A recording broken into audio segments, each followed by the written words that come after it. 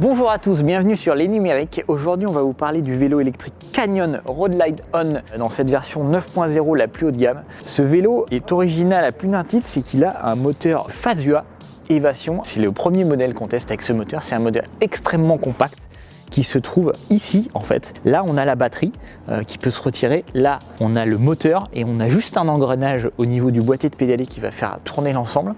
Il est vraiment excellent, c'est un vélo très léger qui pèse 15 kg, il est totalement dépouillé. Vous voyez, il n'y a pas de compteur de vitesse, rien du tout, c'est vraiment le plaisir avant tout.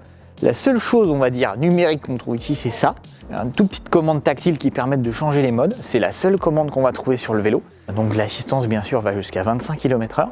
Et on va pouvoir dépasser cette assistance à la force des mollets, à la force des cuisses, juste en pédalant. Et on va pouvoir monter à 32, 34, 35 km/h pour les plus égarés sur le plat, presque sans aucun effort, on va dire, parce que ce vélo est très léger et il roule très bien. C'est un véritable plaisir. En fait, ce qui se passe, c'est qu'on va rouler normalement, on va dépasser la vitesse. Et dans les montées, bam, l'assistance va reprendre la main et boum, on va être aidé dans la montée. Donc les parties un peu ingrates, on va dire, du vélo, c'est vraiment les montées où c'est la galère. On a l'impression d'être tiré en arrière, de traîner une remorque. Là, bam, petit coup de boost dans la montée et sur le plat, on se fait plaisir. 30-35 à l'heure, c'est vraiment un vrai kiff ce vélo. On a une petite application Bluetooth pour aller voir quelques informations. La puissance, c'est vraiment excellent. On peut aussi connecter pour les plus aguerris, les plus geeks d'entre nous.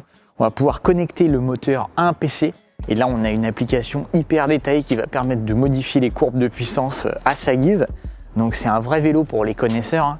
On voit bien, c'est pas un vélo qui est fait de base pour aller travailler parce qu'il n'y a pas d'équipement, on n'a pas de garde-boue, on n'a pas de béquille, pas de garde-chaîne, c'est vraiment un vélo on va dire brut de décoffrage, hein. C'est vraiment pour le plaisir avant tout. Après il est très dynamique, il est assez confortable, étrangement, malgré ses roues assez fines, finalement il est confortable. Les pneus on les a gonflés à 2 barres, donc c'est un peu bas, mais en fait ça permet une bonne suspension. On a une fourche en carbone à l'avant, c'est un matériau composite qui amortit pas mal les petits chocs, les vibrations. Pareil, on a un couple potence guidon qui est en carbone, pareil, qui amortit pas mal.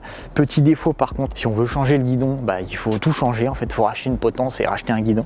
Donc ça c'est un peu petit bémol. On a fait 30 km sans appuyer sur les pédales, donc c'est léger, mais ce qu'il faut savoir c'est qu'en appuyant sur les pédales, en roulant normalement au-dessus de 25 km/h, il consomme rien du tout. Donc là on a pu dépasser les 50 km/h en gros en roulant normalement, c'est-à-dire en se faisant plaisir. Alors oui, ça demande un peu d'effort, mais vous avez compris, c'est un vélo qui est destiné à ceux qui aiment bien faire du vélo.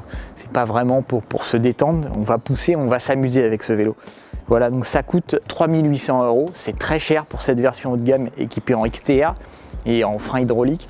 On a une version d'entrée de gamme à 2500 € où on n'aura que 10 vitesses au lieu de 12, qui pour nous reste le meilleur compromis pour accéder à ce moteur Fazua Evation qui est vraiment un régal à piloter. Ça a moins de puissance que les moteurs pédaliers des marques connues comme Shimano ou Bosch, mais c'est un bon compromis pour les gens qui aiment faire du sport et en même temps avoir une assistance dans les montées, qui veulent pas trop souffrir en montée, mais en même temps qui aiment se faire plaisir sur le plat. Donc pour nous, c'est un bon compromis.